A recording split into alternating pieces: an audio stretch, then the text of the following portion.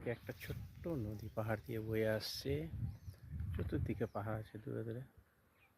এটা পাথরের জল, খুব পরিষ্কার হয়, ঠান্ডা একদম, দারুণ ঠান্ডা হয় জলটা, মিষ্টি, খাওয়া যায় ডাইরেক্ট। জানিস তো, পাথরের জল পুরো। এই দেখ, এই পাহাড়টা দেখতে পাচ্ছিস, এটা এখান থেকে মোটামুটি 7-8 কিলোমিটার। এটা হচ্ছে মহালক্ষ্মী পাহাড়। এটা হচ্ছে মহালক্ষ্মীর ছোট বোনের ঘর। এখানে নিচে মন্দির আছে, বড় মন্দির আছে। এটা দারুণ জায়গায়, পাহাড়টা দেখ কি সুন্দর, একদম ত্রিকোণা পাহাড়।